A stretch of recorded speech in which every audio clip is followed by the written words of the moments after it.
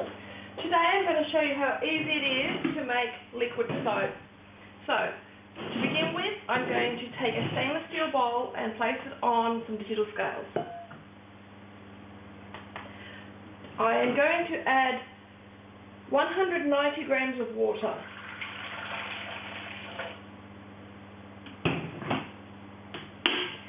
Now you need to be exact in all of your measurements, and I have more water than I need. Now for liquid soap we use lye, but instead of using NaOH we use KOH.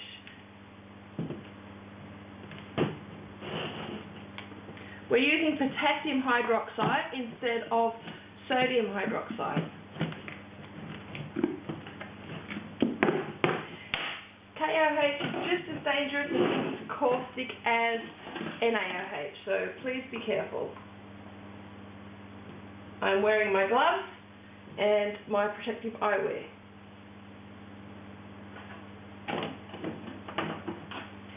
Now, the KOH, I want 113.2 grams. Again, you want to be as exact as you can according to your scale. I have added a 2% super fat to this recipe, so if I go a little bit over with the KOH it will be okay, and if I go a little bit under it will be okay. So when I say a little bit, I'm talking about a fraction of a gram. You might notice I have two sets of scales, a smaller set and a larger set. The smaller set are to give me more accurate readings at smaller amounts. 0.3 it's changed to. I like to just lift it off, put it back on again, and then read the scales again just in case. Perfect. Now, it's a very dangerous material. Best to seal it up and put it away if you can, as soon as you can. When you add the KOH to the water, it might make a cracking sound.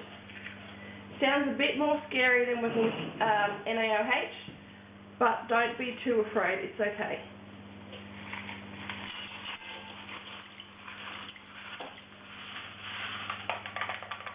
Try as hard as you can to get every last piece of KOH out of the cup. Can you hear that? You can hear that reacting already.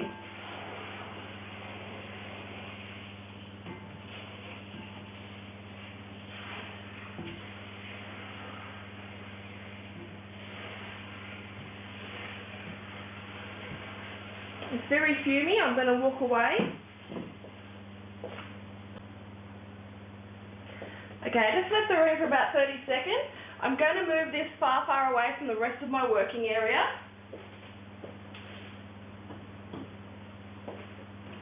And we're going to start measuring our oils instead. Now, for the oils, I'm going to put them into my crock pot. It's not on yet.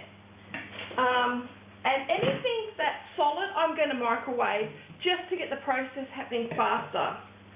So, I'm going to start with my coconut oil.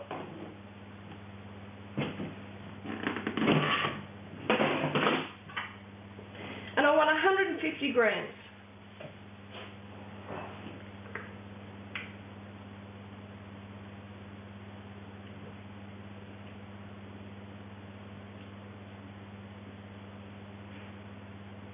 Again, I want to be as accurate as possible. That's probably too much. Let's have a look. Okay, that's the perfect amount of coconut oil. Now, the rest of my oils are soft oil, so I'm just going to microwave this coconut oil.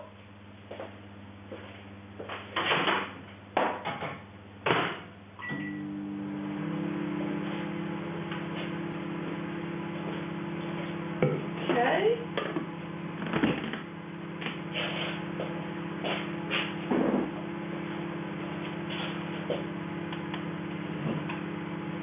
So I'm going to do my olive oil next.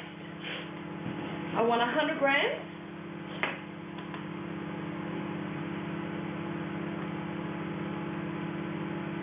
And it's already over.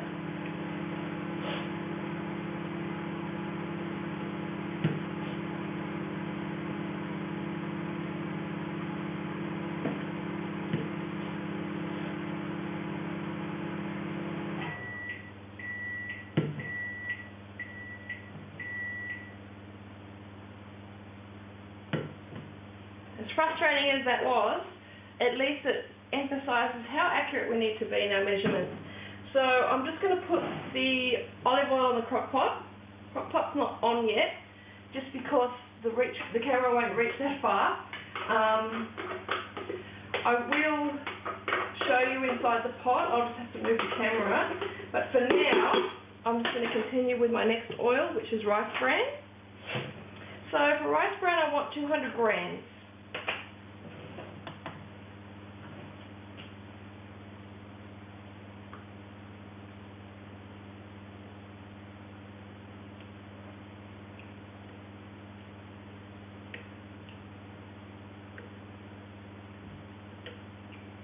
Oh, 4 grams over. Just going to take a spoon and spoon it out. Ah, perfect. Okay.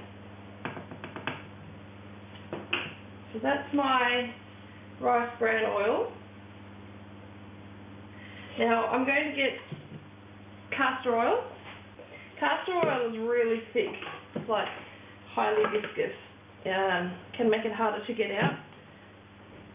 Castor oil, I want 50 grams. Might even be better off using, for a small amount, a little cup.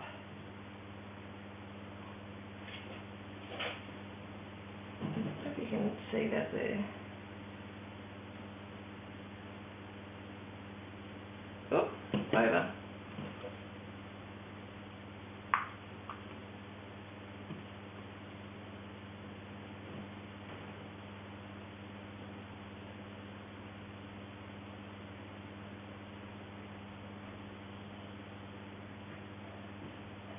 Okay, 50.2, that's alright, it's a tiny bit over.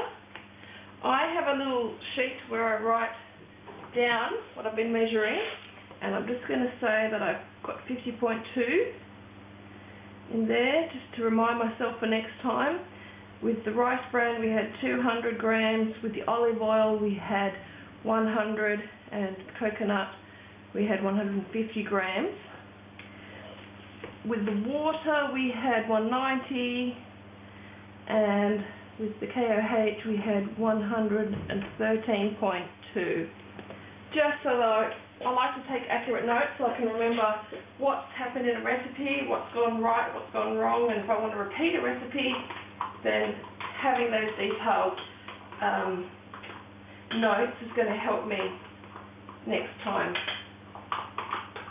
So I'm just going to change the camera's perspective.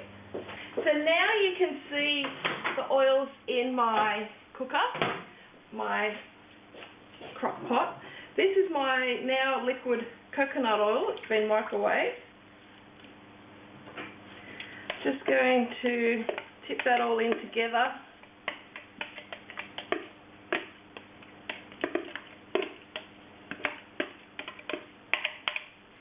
Now, I'm actually going to turn it on with just the oils on for now. I'm going to put it on high. Now, I'm just going to give it a stir, and I'm just curious about the temperatures. Now, if you don't have a temperature gun, you don't need to worry about this. I'm going to take notes about what temperature each of my oils and lye were. So that's 37.5 degrees Celsius.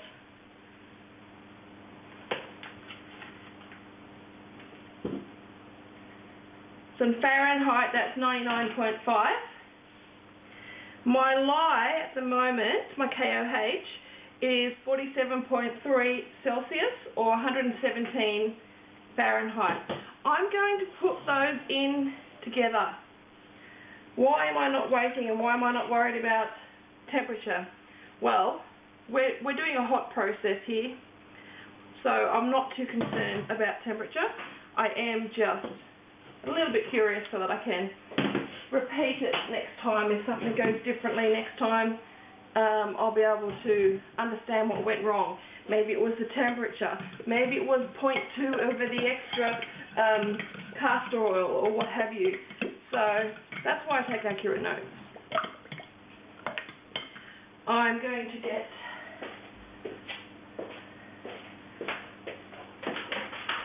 my stick blender, And I'm going to give this a little blast. Now I'm going to just turn around the pot so you can see, hopefully, the indicator light and also the setting.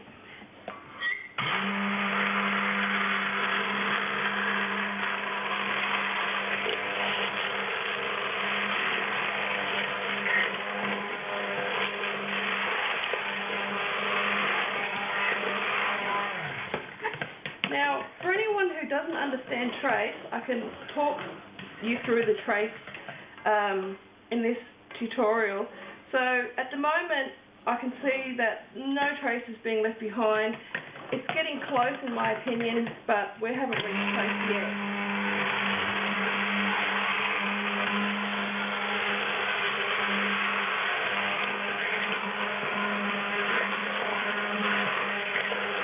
Now we're looking thicker, might have reached emulsion. Doesn't necessarily mean we've reached trace. Let's have a look. No, I can't really see. It's almost borderline in my opinion.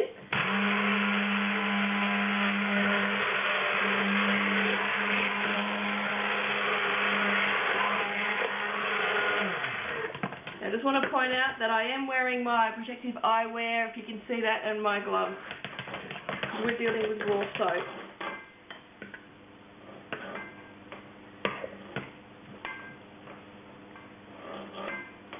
Not quite there.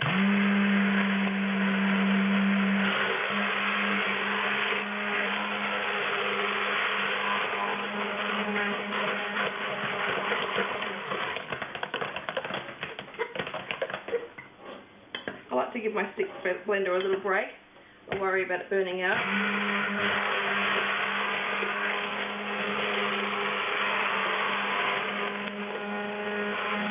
It really starts to look thick, doesn't it?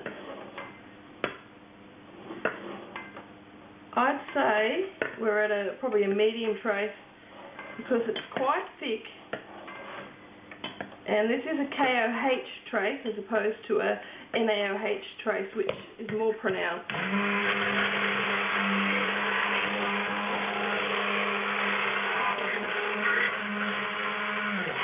It doesn't really matter about the thickness of the trace because we're going to cook this soap. We're hot processing it.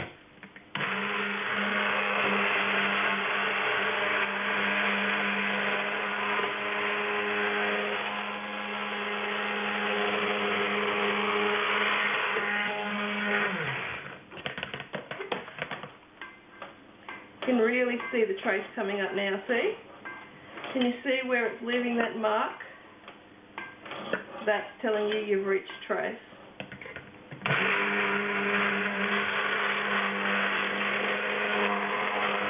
See how if you pick up a piece and leave it behind, it sort of stays on the surface a little bit?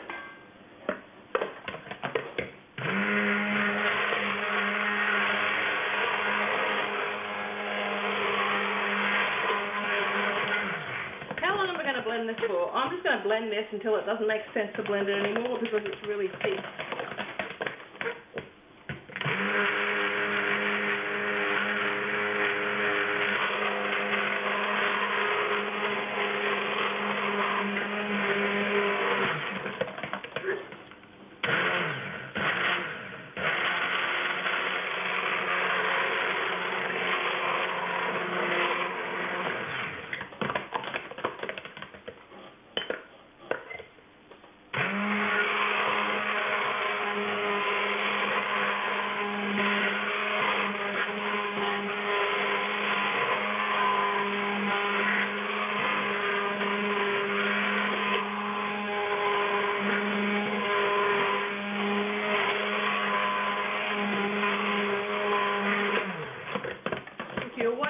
Normal speed, you might want to fast forward or use double speed. I want to keep it in real time because a lot of people have questions around how long it takes for things to process. Of course, the time it takes to process will vary with your recipe. That is, some recipes will thicken and cook faster than others. It depends on what ingredients you've included.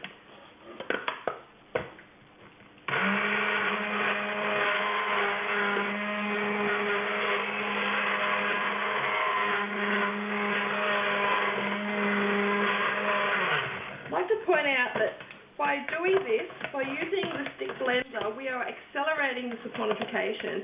If I were to say I'm not interested in using the stick blender, you could simply put the lid on and let it cook for a while.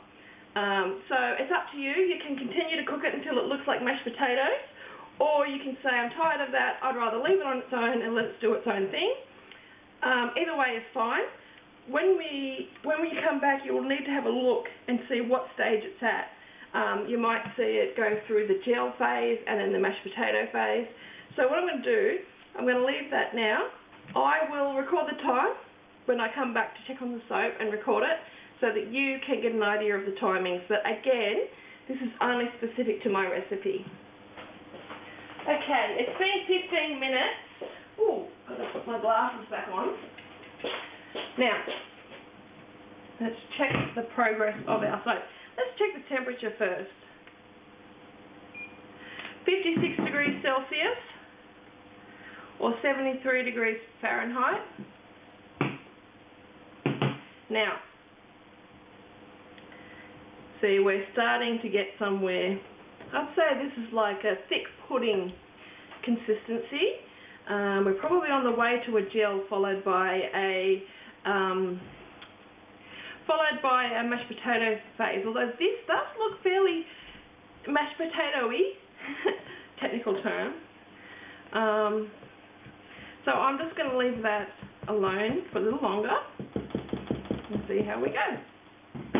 Again, yours might take longer to get to this phase or less time. Don't panic about that. It depends on the qualities of the oils that you use. Some will saponify faster.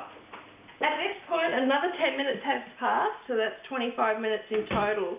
It's starting to look clearer, starting to look a little more like a gel. I think we're very close to gelling. This looks a lot like applesauce to me, and you may see people describing the applesauce phase. I think this is in part due to the rice bran oil that I've put in. Looks very shiny and almost transparent. Going to leave it to cook a bit longer, and I will check back in with you later. Another 15 minutes has passed, so that's 40 minutes in total, and it's looking like gel to me. Look at that. That might even be ready. Still very moist, not very dry. There's two ways to test it. One is you can test the pH, and the other way is to dissolve about 5 grams of paste in about a cup or 250 grams worth of pure water. Now, if you're doing the clarity test for the water, you must use distilled water or your purest water. If you use tap water, it will always show as cloudy. Well, it certainly does for my tap, and unless you've got absolute purity in your tap water, it would show as cloudy. So, let's give this a go. So I wanted to show you what happens when you use tap water versus pure water, assuming this soap is ready. So this is tap water for my kettle. I'm just going to put in approximately 250 mils. 250 mils of water is 250 grams of water. I could measure this. I'm not too concerned. It's just an indicator, not requiring complete accuracy. So, what I'm going to do, I'm going to take about 5 grams, or it's about that much, of the soap. I'm going to put it into each of these. Now, the point of the hot water is simply just to allow it to dissolve quicker. It looks like a bit more than the other one.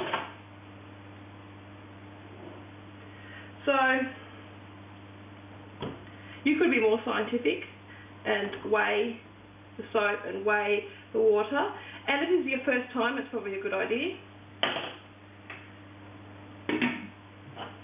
So I'm just going to wait for that to dissolve, and obviously it's going to dissolve faster with the heat. The aim of this is to show, even now you can already see it's cloudy on my tap water compared to my pure water. Now my pure water is my rainwater tank water. You can use distilled water, but as you can see, it's already much clearer on that than this.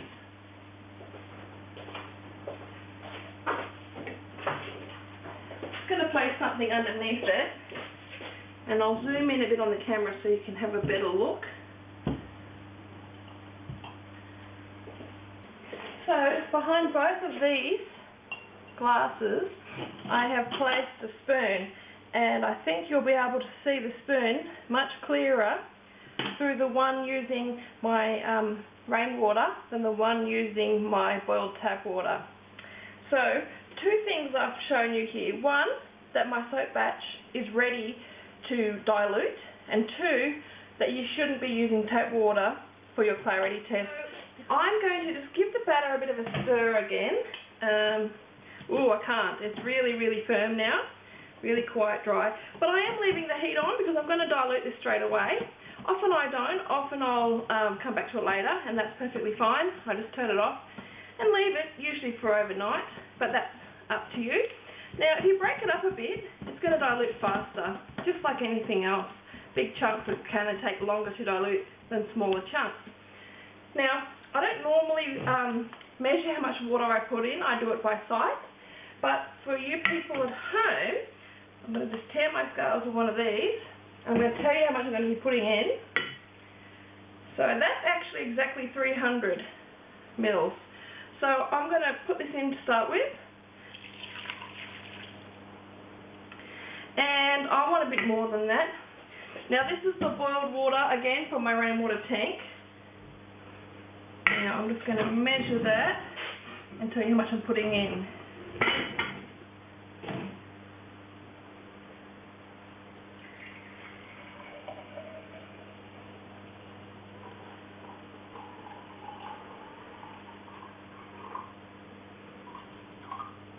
Okay, that's 302, so let's say around 600 grams of water. That's what I'm putting in to begin with. Is it going to be enough? Maybe. Depends on your desired consistency at the end. I like to start with about double of how it looks in the pan, which is really imprecise, I know, and then add more water as I go. So when this soap becomes diluted, even if there's chunks in it, I'm going to pour off the liquid soap and then dilute the rest of the chunks after that. And I do it that way because I don't want an over thin soap. Now, what I'm going to do is I'm actually going to turn this off. It's okay to leave it on medium for the first half an hour, but as I've already boiled this water, I'm happy that there's enough heat there to dissolve the soap. Now, again, the heat is just to accelerate the process. And of course, if you have the heat too high, then the water's going to evaporate off, and we don't want that. So if you are going to put the heat on, probably only for a maximum of half an hour and on medium.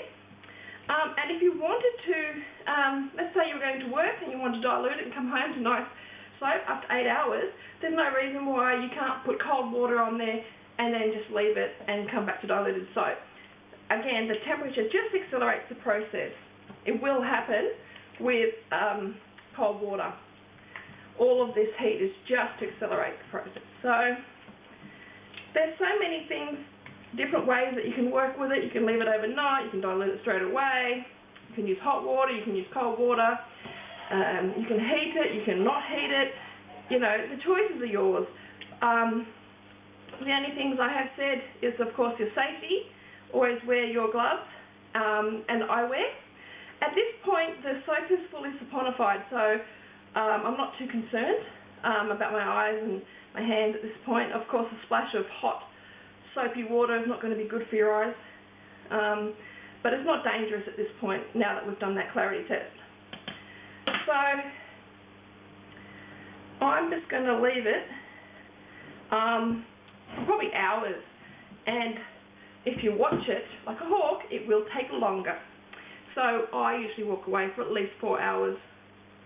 I'll come back and I'll tell you how long it's been since I've come back. And yeah, that again, we'll just estimate on this batch how long it took to dilute. But it will vary in your recipe if you're using a different recipe, and it will vary because your crock pot may be hotter than mine, less hot than mine. There's so many factors here that it's really hard to say.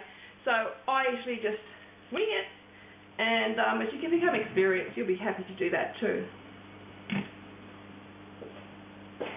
So I'm going to have a little look at what's going on in here. That's still really, really watery. But I might just, it's been an hour, I might just break it up a bit more, help it along a bit. Yes, this is me not taking my own advice and watching the pot and wondering why it hasn't boiled. It still feels a bit warm in there, but not that warm. Probably only 45 degrees Celsius or something. It's just like a lukewarm temperature.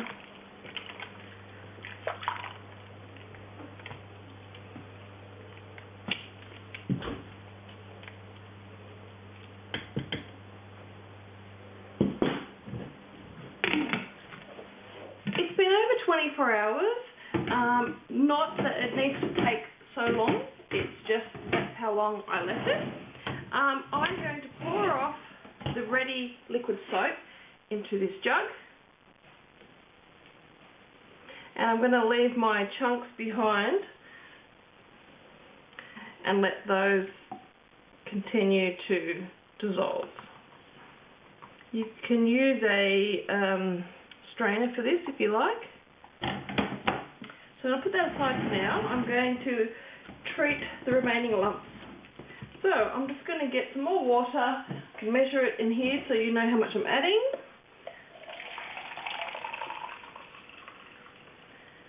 So that's 500 ml. Might add a little bit more. So that's another 300. So I've added 800 ml to this dilution. And you can boil that water if you like, you can heat it if you like. I'm just going to leave it. Obviously, the more heat, the faster it's going to dissolve, as I have said earlier. So I'm just going to leave that and attend to that later.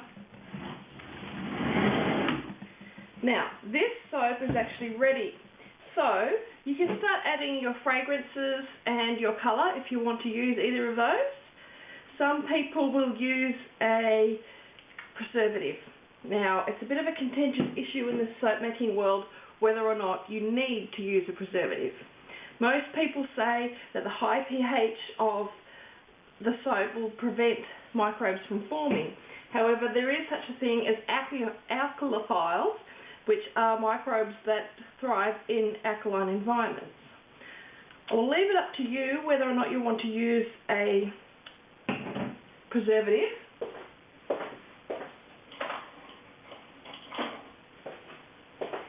If you do want to use a preservative, then I recommend you use something that is active in a high pH environment.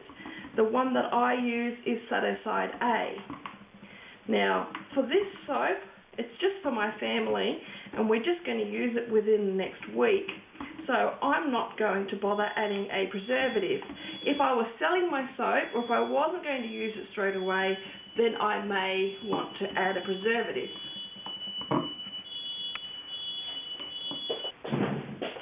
Apologies for the noise, my husband was cooking and he set off a smoke alarm.